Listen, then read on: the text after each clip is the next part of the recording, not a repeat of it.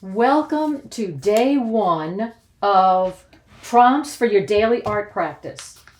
Today I'm going to go through and show you all the fabulous things that I've done. These are prompts that you can use daily or use them as a theme for the week or a month or what have you.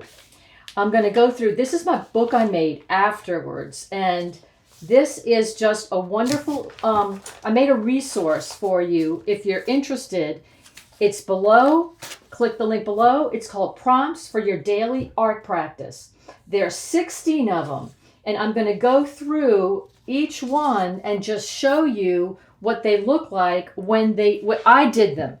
And the reason for doing these is when you have just 10, 15, or even 20 minutes to go in the studio, this is something that's wonderful. You can pick one of these, you can go and follow each one in order, or you can jump around, or you can just do one for a month or even a year. I did these to, just to offer, to show you what these look like. And I did it for myself, and I thought that anybody who's interested, who wants kind of exercises from a guidance point of view, would love these. So let's get started. This is the first one, and it is called Color Stacks. And what I did with Color Stacks is I did, this one was for one day, this one was for day 2, day 3, day 4, and day 5. And it's really going up and down with just playing with colors. Whether it's you want to think or not think about how large you make it, just the color combinations. And just to remind myself what colors I used in here, these, I made a little sample on the side. A lot of pinks, orange, yellow, white, and black. So that's what this is. And this is one of my favorite ones. And if you're interested, I'm hoping that you join me tomorrow, Tuesday, May 3rd, and I'm going to go through this and demonstrate, and you can join me. Another thing I'm encouraging you to do is to print out these prompts, because I cut each one of these out and I scotch taped it to the back so I remember exactly what I did. Now, I used all these on a roll of paper like this, where you can just roll it out and have as large or as small a roll of paper as you want. But there are lots of other ways that you can do this, which I'm going to show you. So wait till the end. There are lots of different ones. I'm waiting on the side here to show you. So this is the first one, Color Stacks. And on these prompts, it will tell you, it will name the title, Color Stacks, and then I put exactly what to do. For instance, put colors one on top of another, vertically from the bottom to the top of the page. So each one will tell you. Then this is the second one. This one is called light blue, dark blue. But you could have light yellow, dark yellow, light red, dark red, any color you want. And what I learned from this is that the tremendous amount of values, I just basically put each one of these is a blue that I happen to have in the studio. And I wrote a note on it afterwards once it's dried, so I remembered exactly which blue each of these is. And what a great resource to have later, so I can just go look at this and say, oh, here's a light manganese compared to a light phthalo or cerulean or cobalt or ultramarine. And this is the teal. So I'm going to demonstrate this on Tuesday. So if you want to see more of this, make sure you join me Tuesday. Now the next one I did is, is this one. This one is number 3, and it's called 5 Strokes. And what I did is I took some tape, I put it in between here, just like this and this, and then I did just 5 strokes in each one of these 4 quadrants. And what I thought about was, because we always talking about variety and having a good, successful painting, especially in abstract, I would suggest taking and using 3 different size brushes. That way, you'll be really, you'll already have the variety anyway. And I'm encouraging you to do more than just one. If I were to do one, it would have been this one. And I wouldn't see how this one and this one and this one turned out.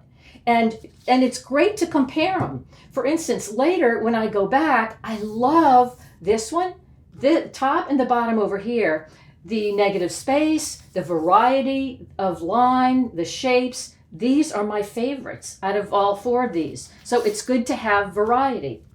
Now this over here is number 4, called black and white, where you're just going to create a black and white pattern on each one of these squares. So instead of having one large black and white, which you could do, I could have just decided I'm going to do this and take this whole piece and divide it up into one black and white, but I wanted to do some samples or some sketches or some studies, let's say.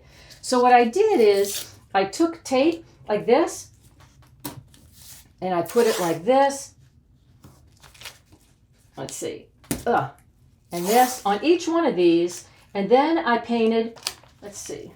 There we go. So I did this and just did some shapes, and I tried to be careful about not putting too much in each one of these. I wanted to really look at the negative space again, how many lines, the size of lines, the markings, all kinds of things. This is kind of scary that it's tape. I have a secret to, if you use this tape, how not to get it to stick to your paper. And I'll tell you about that later. But look how I did 1, 2, 3, 4. And even though I love each one of these individually, look how fantastic they are together. Like if I were to cut these out, I could cut this square, or I could cut this whole vertical. I could cut this whole vertical, make this into a painting. These are inspiration for future paintings or just to play with. Let's keep going. This side is number 5, and that is circles and ellipses. So you could fill this space with anything that has circles and ellipses as a theme. And because I always save my palette papers, the palette papers that I did for this first color stacks, I saved and I cut up. I just drew circles and ellipses, cut them out randomly. I didn't design it and decide I'm going to this shape, or this section of the paper or this section of the palette or what have you. I just did different sizes, and I made sure to do large, medium, and small ones. And then once I had them cut out, I folded them and cut those in half and mixed and matched them. So they're not exactly even, but they're what drew me was the interest of putting these two together. Plus, I kind of like the shapes. So this one is about circles and ellipses. Now this one over here, which is the number 6 on the prompts, it's called color pulls. And I'll cover that up so you can just focus on here. This one is, I decided to draw in half and did color pulls from the top and color pulls on the bottom. And what I did is I put a dot of some paint or a line of some paint here, and then I just pulled it down with a credit card or with something sharp. It could be cardboard or something that you have in your studio. And so what the purpose of this one is to explore transparency, to explore opaqueness, to explore like small pops of color, large pops of color, edges. There's so much to learn here. So all of this was paint, except for I drew with the Posca pen here and the same up here. I wanted contrast here and I wanted subtlety here. But look how this came out. These were so much fun, and I hope you do these over and over and over. Now, let's see which one this is. And I will put, because all of these are different sizes, some of them overlap, so I will, you can see underneath. So I'm going to cover them up so you can just focus on the one I'm talking about right now. Now, this one is called, prompt number 7. And it's use your diary, and I call this like a diary, or you can do a sketchbook. I kind of like diary because sketchbook is something totally different. diary is more for just me, I think. And so I just like the concept of it. So that's why you'll hear me refer to it as a diary. But I just pretended that this page was a palette. This is my palette. I usually use paper palettes. So I just pretended this was a palette, and I put orange and white and raw umber. And I put orange here, white in the middle, and raw umber down here. And then I kind of just mixed it to see what colors I liked. After it dried, I put the name of what I used here, because if this is like one day and another day you want to use another 3 colors or 2 colors even, you'll remember what you did. And what it shows here is, look how fantastic some of these areas are. Like if I love this is like a beige or a taupe. I know to use these 3 colors. And look how different it is. This here and this here. This is more of a gray, but it still has a little orange in it. So this, let's see, 7 is use your diary as a palette. Now this one is number 8, and that is write a letter to yourself. And what I did here is I did this one day and this another day. And that's what's so great about doing them more than one time. To do them repeatedly throughout. And actually, I could have done each one of these prompts for 2 weeks or even a month, because every time you do one, like with this one, I wrote on with a China marker, I just wrote a letter to myself, and it could be a letter to yourself, like telling your critic to tone down, I don't want to get out of here. I want to have confidence and freedom when I'm working.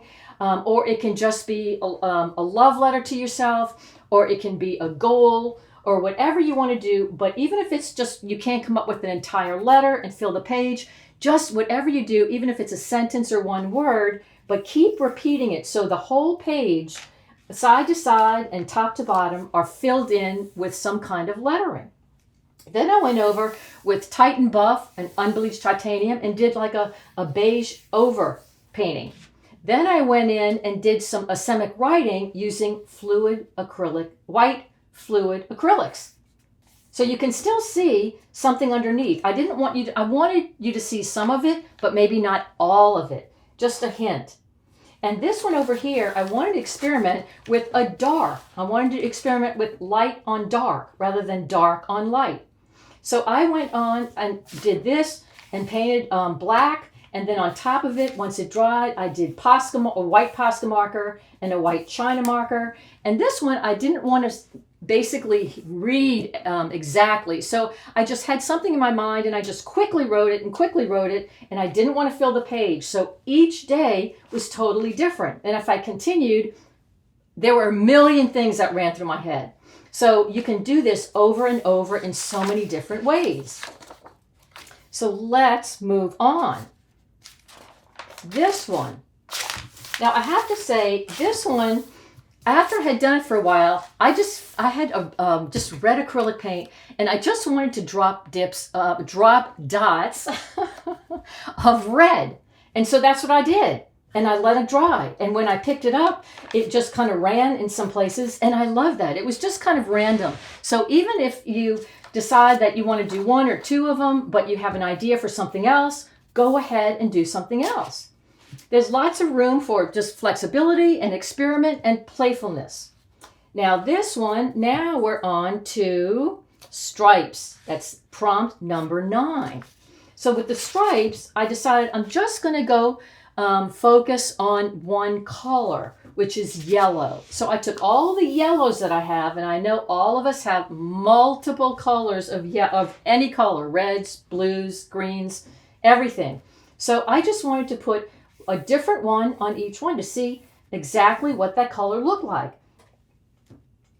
I did the darker ones, and some of them were surprises. For instance, this one here is Indian yellow, which is darker than I thought, almost orangey.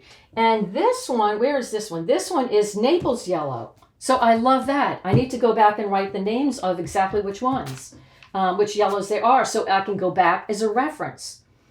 Now on here, this was the second day, And I wanted to experiment with just all the yellow markers that I had, from Posca markers to solid markers from Sakura to oil pastels, even watercolors, any yellow you have. Go through all your supplies, all your materials, any yellow you have, take it out. So I'm just showing you suggestions of what I did. So now let's move on. Look how many there are. You can go on and on and on. This page, this one side and this side is more about editing. And this section is number 10. Edit with a big brush.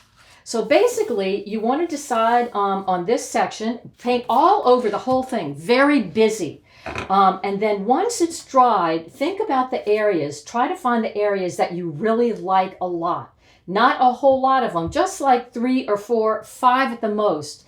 And once you do, just cover the rest of it up with paint and see what you find. These are just fantastic. Now this one in the middle here, this is about, it's number 11, play with dark colors. I think it's fun sometimes and really informative to just think if you want to use a dark value in a painting, but you don't necessarily want black, what can you use? Well, I went through and had raw umber, I had blue, I put blue and red and even yellow on my on my palette. I mixed a little black in it. So these are just horizontal stripes of dark values. And I can go back and look at these for inspiration. Now this one over here is another one that's an edit. This is called negative shape painting, where I fill the page like I did with this one, with just cover the whole page. No thinking, just covered whatever's on your palette, whatever's left over for paint, just put it all over.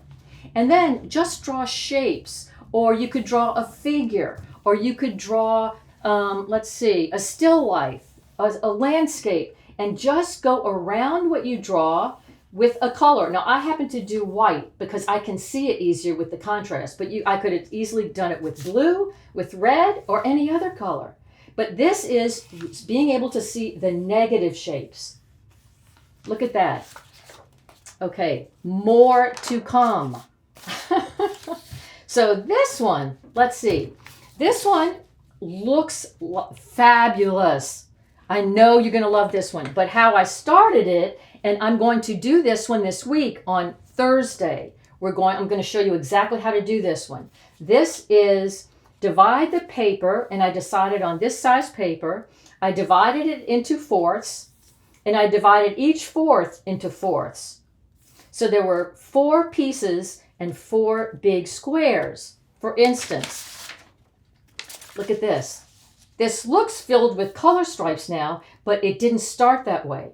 I started with, I came down the middle, just to show you, and came down the middle here on each one. So each one of the squares here and here and here and here was the same as this one. So if you look at it, and that's why I want to show you how to do this on Thursday, because this might be harder to understand.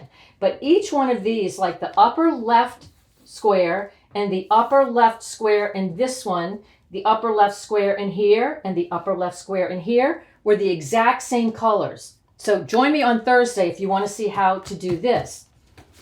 Another one, let's move on. Another one is, let's see, divide paper into shapes like a puzzle. This was more about just exploring shapes. And I wanted to have a few shapes, but not too many shapes on just this one. And I wanted to use a variety of values with one color. So I just kind of wandered my pen around, or pencil, and then just did different values. I think this was tight and buff, but this was more white. I think I added maybe a little bit of black in this. But I could have done this over and over and over. And each day would be a different shape, something totally different. So these are the last 2. But keep staying here because I have lots of other things to show you. So this one is number 15. Play and experiment with random mark making. And in this, I really focused on using different amounts of material. I used some paint, some markers. large shapes, patterns, lines, repetition of lines. So I just did exploring, and I wanted to use different colors. Another one I might do would be using the same color and just do the same thing, but or patterns, and explore with just one color. But this I decided was a mixture of color, and that's why I'm encouraging you to do this one day for 5 days, or if you can't do it consecutively, do it every Monday, do one. So this could be a year's worth of prompts and exercises to do. Now this is the last one, and the last one is similar design. You can see the similar design composition, but each one of the squares is a different color. Now when I did this one, I decided I wanted to explore a dark, a light, and a medium of the same blue. So a dark, a light, and a medium green. This one I threw in a curveball, which I always love to do, and I didn't want to make that. I wanted to just throw an orange. I love the light and the kind of the medium to dark red. I think, and look at this. But look at them like this. I mean, if you think about doing something like this and blowing it up huge, how wonderful that would be. And this is just 1 day's worth. Again, you can do this over and over and over. So once I did this, and I did these on this roll. Watch this. I did this on this roll. This is, I just got on Amazon, Melissa and Doug, and it's basically, it's a paper on a roll. And you can roll it out as long as you want. It's 75 feet long, 12 inches top to bottom. And what I did to keep it, because this is exactly what I worked on. And then I cut it up later to put in this book form. But after I did that, I just take the end to an empty paper towel roll. And as you roll it up, for instance, if I wanted to do something with random mark making, I could stretch this out and decide how big or small I want to work that day. So that's what I did with this, and that's what you see me here. But there's so many other options. So watch this. This is what I want to show you. After you finish this, and I cut them up, see, that's why they're all, each one of these is a different length, but I wanted to keep them together. So I put them here, and then this is just poster board. And I just take the end, and I measured it and made it a little bit bigger than this book. And then I just put it in here, and I can clip it all together so it all stays together. And now these, which is how fantastic this is, these were the different stripes. When I rolled out the paper, when I went over the paper I was painting on, it left all these stripes above and below the paper roll. So of course I didn't want to just throw that out. So I cut them all up, stacked them one on top of another, and glued them on a piece of paper, which I glued to here. So how about that? Now wait, this is what I wanted to show you, is a great surprise. This one is, there are lots of other things you can use if you don't want to use a paper roll. This is a large sketchbook. And if you don't want to make a book, but you want something on the large size, this is a wonderful watercolor large sketchbook. You can use that. You can also use, these are Concertina books, and these are fantastic. Again, I got these on Amazon, and this one, let me show you. This is the name of it. I can't even pronounce that. Zigzag Sketchbook, and the size of it is about an 8x5. But look at this. You can stretch it out, and later you could do one whole thing. Like if you got a whole bunch of these books, and imagine doing color stacks or one of the exercises in each one of these. Then you could turn it over and do them on the back. So anyway, I love these Concertina books, and this is watercolor paper. So another one, this is the Concertina book that is the most amazing one of all, I think, because of the rag paper. This is just a gorgeous, gorgeous, really sturdy one, and so beautiful. This one is Artway Indigo Rag Book. It's a sketchbook with A5 paper, and it's a portrait size. Again, this is an 8x5 by 8 about. Now, hold on, because I've got more. This is just watercolor paper. If you want to just use watercolor paper, and you could use one, you tear it out, and this day you could use one exercise, this could be another day, or one of these could be a week, or what have you. However it works best for you, because everybody has different circumstances. And I think this is one of the coolest ones of all, the best for last. Now, this is, let me show you. This is just, what is this? This is, and these are index card file.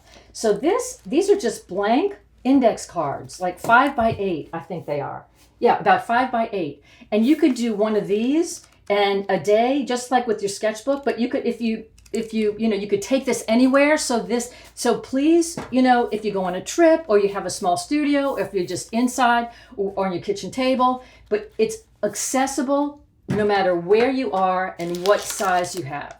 This you could also do, if you decided to do something like this, you could do these and then collect them for the whole year. And just, you could, this came with it, I think. And this is this is alphabet, but you could put it on the month or whatever you want. Now I have a fun trick for you.